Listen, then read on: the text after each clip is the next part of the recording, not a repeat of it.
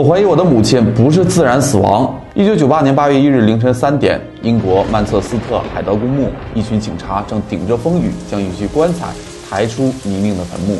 这里埋葬的是英国海德市的前任女市长凯瑟琳·格伦迪。1个月前，她刚刚下葬，而建议警方将她的尸体挖出进行尸检的，正是她的女儿安吉拉·伍德拉夫。让我们一起走进今天的故事，身边的恶魔。莫看江面平如镜，要看水底万丈深。欢迎来到解密日记，我是超人。1998年6月24日，安吉拉接到了母亲私人医生打来的电话，他说：“你的母亲凯瑟琳·格伦迪去世了。”安吉拉感到很诧异。按计划，母亲今天是准备去附近的一家老年康复俱乐部参加活动的。母亲虽然81岁高龄，但一直充满了活力。2周前还外出旅行，怎么这么突然就去世了？随后他收到母亲家庭医生开出的死亡证明，上面写着死于高龄。按理来说，这个年龄安然离世也不能说是不正常，但是随后发生的事情让53岁的女儿安琪拉对母亲的突然离世产生了疑惑。私人医生哈德罗告诉安吉拉：“你的母亲年纪大了，身体无法负荷，是自然死亡的。”因为哈罗德是当地非常权威的医生，而且和母亲也是多年的好友了，一直负责母亲的身体检查，所以安吉拉也没有多想，听从了哈罗德医生的建议，很快举行了葬礼，将母亲下葬。几天后，安吉拉接到了一通奇怪的电话，是一名律师打来的。他称有一份你母亲生前立的遗嘱。安吉拉感到十分疑惑。要知道，安吉拉自己就是一名从业多年的律师，母亲的法律事务向来都是由他一手操办。而打电话来的这名律师，安吉拉根本不认识，这份遗嘱又是哪来的？随后，安吉拉要求看一看母亲的遗嘱，这是一封由打字机写成的遗书，这更加让安吉拉感觉到了疑惑。首先，母亲生前是一名市长，对任何行文格式都很讲究，但这份遗嘱排版很乱。其次，母亲多年来一直习惯用手写文件，从不用打印机。第三，遗嘱中说到把我的房子留给医生，而母亲有2处房产。如果真的是母亲亲自敲的这份遗书，也应该用复数形式，就算只留1套给医生，也至少会澄清一下是哪处房产。而这份遗嘱中没有任何交代。第四，安吉拉发现遗嘱的末尾母亲的签名十分大，而母亲从来不写那么大的名字。安吉拉与自己的母亲关系一直很亲近，母亲从未提过要把房产留给她的私人医生，因此安吉拉强烈怀疑这份遗书是伪造的。伪造的人正是自己母亲的家庭医生哈罗德·希普曼。安吉拉随后找到了在遗嘱上签名的2位见证人，然而和他们聊过之后，更加深了对哈罗德医生的怀疑。这2名证人不仅相互不认识，更不认识自己的母亲。安吉拉了解到，这2个人都曾在哈罗德医生那签署过一份文件，而这份文件绝对不是凯瑟琳的遗嘱。女儿认为哈罗德有非常大的问题。母亲去世那天，哈罗德刚刚给母亲检查过身体，离开房子不久就传出了母亲去世的消息。母亲的突然离世是否也与他有关？安吉拉带着这些自己收集的证据走进了海德市的警局。我怀疑我的母亲死于谋杀。警方看着安吉拉提供的证据，立刻展开了调查，并且为了弄清楚母亲的真正死因，安吉拉同意重新对母亲的遗体进行尸检。1998年8月1日凌晨3点，在警方的监督下，安吉拉的母亲在下葬后又被重新挖开，并且尸检报告也很快就出来了。安吉拉母亲的各项器官都非常健康。那么既然身体健康，母亲究竟是什么原因去世的呢？在随后的报告中，警方得到了答案。安吉拉母亲的死因是被人注射了超剂量的吗啡。吗啡是处方药，多用于癌症晚期患者止痛用的，长期服用会成瘾，过量服用会引起呼吸衰竭。报告显示，吗啡是在死前3小时左右进入安吉拉母亲体内的，这与哈罗德离开母亲家的时间正好相吻合。哈罗德有非常重大的作案嫌疑。警方立即对哈罗德的诊所进行了搜查，在诊所中，警方发现了大量的吗啡注射液和一些珠宝首饰，并且还发现了一台打字机。那么哈罗德是否用这台打字机伪造了遗嘱呢？警方把这台打字机带回警局，交给字迹技术专家做鉴定。专家表示，这台打字机有一个按键不太灵敏，打出来的字有些色差，这跟遗书显示的情况完全相同。因此，警方得出结论，遗书正是哈罗德用诊所里的打印机伪造出来的。1998年9月7日，警方正式逮捕了哈罗德·希普曼，真相终于大白。但此刻，警方根本不知道，这个骇人的故事其实才刚刚开始。哈罗德医生的被捕在当地掀起了不小的轰动。在这个只有4万人的小镇里，他的诊所接待了超过3000名病人，几乎都是哈罗德亲力亲为。哈罗德在小镇人的心中非常的德高望重，很多居民都请他作为自己家庭的医生，非常信任他。他不仅服务了很多家庭，甚至还服务了家庭里的几代人，是许多人的朋友。他经常去拜望小镇上的年长者，哄老人开心，甚至还会给他们买圣诞小礼物。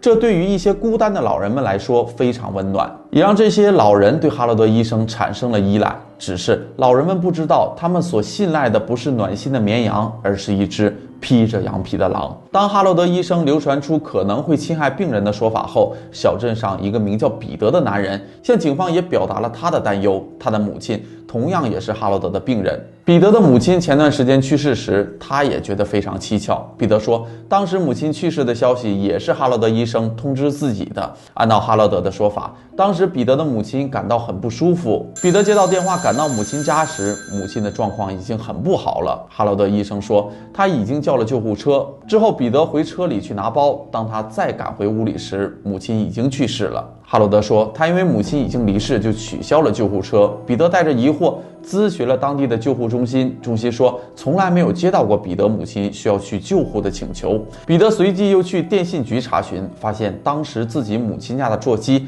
确实没有呼出电话的记录。他怀疑自己的母亲也是被哈罗德杀害的。随着调查的进行，曾经在哈罗德手上被通知去世的老人数量越来越多，但是最关键的、最实锤的证据依旧是尸检。可所有突然去世的老人在哈罗德的建议下，大多进行了火化，尸检遇到了困难。好在有一些晚辈遵照老人的遗愿选择了土葬。在1998年的这个冬天，警方们为了寻找证据，不得不把已经安葬的老人重新挖出。结果显示，被挖出的14名病人都是年纪比较大的妇女，他们的体内都被检测出致死量的吗啡。越来越多的证据都指向哈罗德医生。这个小镇拥有如此名望的医生，从医24年，经手的病人不计其数，真的只有15名受害者吗？随后警方又找到了另外一项证据，一个30人的名单，都是哈罗德开出的需要使用规定量吗啡的病人。但这30个病人经过询问，绝大多数都从来没有收到过吗啡。这也就意味着哈罗德医生又干起了他以前的坏事，用病人的名字虚开药品，满足自己的需求，或者说他是在囤积害人的毒药。他决定了这些病人的生死，那么他以前究竟干过哪些坏事呢？小镇居民并不知道哈罗德医生的过去。1946年1月14日，哈罗德出生在英国诺丁汉姆，他是家里4个孩子中的老二。他的父亲是一个卡车司机，妈妈是一个强势的家庭妇女。从小，哈罗德就跟妈妈很亲近，而妈妈的宠爱也让他养成了极强的优越感，内心深处的傲慢伴随他一辈子。可是少年时，他妈妈就被诊断出肺癌晚期。在妈妈最后的日子里，他主动提出贴身照顾妈妈，也因此在那段日子里，他看到了母亲为了缓解被癌症带来的痛苦，一直在注射大剂量的吗啡，直到最后妈妈在痛苦中去世。哈罗德此时只有17岁，也正是因为这段经历，哈罗德决心要做一名医生。2年后，19岁的他与小2岁的罗斯结婚，并且成为了一名医生。可没过多久，他的一名同事就发现哈罗德私下大量使用一种处方药，为了获得这种药物，他开始伪造病人的病历和处方，他给不需要这种药的病人开药，或者给需要的病人开更大的剂量，然后偷偷的把药揣进自己的口袋里。很快，哈罗德东窗事发了，被诊所开除，自己也被要求去康复中心接受治疗和矫正，但对他仅罚了600英镑的罚款。外加一次伪造文书的警告记录，并没有吊销他的医师执照。1年后，他重新被曼彻斯特附近的一家医疗中心雇佣为家庭医生。做了2年后，1977年，他们全家搬到了海德小镇。这里没有人知道他的过去，因为他多年的从医经验，开了自己的诊所。对人和蔼亲切，又都亲力亲为，让小镇的居民对他产生了信任。即使在安吉拉报警且确认他的母亲并非自然死因后，当地的居民还是十分支持他们的哈罗德医生，他的诊所预约依旧爆满。哈罗德在所有证据都指向他时依旧不认罪，他被送到了拘留室时开始崩溃发疯，这也意味着警方不能继续审问了。法官只能找来专业的心理医生为哈罗德进行检查，发现他的精神状况完全正常，他的崩溃是装的。随后审判又继续开始，哈罗德又变得沉默不语，无论警方说什么，怎么激他，哈罗德都不肯再说一句话。对于所有证据、图片，他都不愿意抬起眼皮看一下。于是警方把证据如爆炸般一样一样的呈上法庭时，所有人都一片哗然。哈罗德满脸愤怒，仿佛自己被冒犯了一样，但他的妻子罗斯全程都听得非常专心，表现得非常镇定，仿佛早已知道了这一切。2000年1月25日，陪审团提交了审议结果，哈罗德医生的15份谋杀罪名和1项伪造文书的罪名全部成立，他由此获得了15个无期徒刑。陪审团建议他永远不能假释，事实上，受害者却远远不止这15个人。他从医24年，经手的病人不计其数。调查人员重新审查了他签署过的500多名死亡病人的病历，得出结论，至少有证据说明的还有另外218个病人的死因与他有关。除此之外，还有200个病例有极高的疑点。可是年代久远，已经无法收集证据，哈罗德也成为了英国历史上害人最多的连环杀手。就在大家觉得案件已经尘埃落定，哈罗德将在监狱度过余生之时，2004年1月13日凌晨6点，哈罗德被发现自缢在他的牢房里。第二天就是他的60岁生日。小镇上的人得知这个消息后，并没有觉得大快人心，而是感到被骗了。哈罗德竟如此轻易地逃脱了惩罚，那么他为什么选择在60岁前结束掉自己呢？虽然他的自杀动机从未被证实过，但事实确实是，如果哈罗德没活过60岁，他的妻子可以获得税后一次性10万英镑的赔付，外加每年1万英镑的退休金。如果他晚一天结束自己，他的妻子罗斯将不能得到这10万英镑，以后每年的退休金也将减少为5000英镑。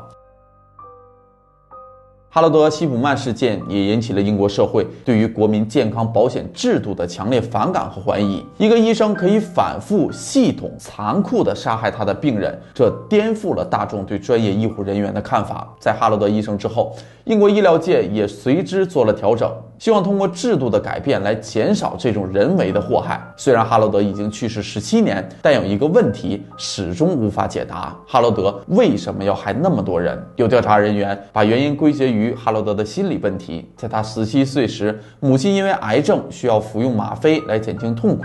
可能在他的心里，一方面觉得吗啡并不是恶魔，而是可以缓解痛苦、给人带来安慰的符纸；另一方面觉得母亲长期遭受病痛的折磨，只能依靠吗啡来缓解疼痛。他不能容忍那么多与自己母亲年龄相仿的人平安幸福地活下去，所以他产生了用吗啡害人的欲望。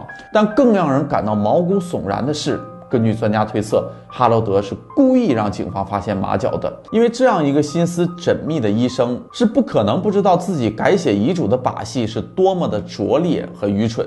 唯一可以解释的就是他希望故意暴露。根据监狱中的人介绍，哈罗德在服刑时很喜欢看电视，主要就是看电视中关于自己的报道。每次播放有关他的节目时，他总是聚精会神，嘴角还会露出微笑。到现在也没有人知道哈罗德真正的犯罪动机，他究竟是为了金钱，还是在帮助病人解除痛苦，或者精神真的是存在极大的问题？欢迎大家留言说出你的看法。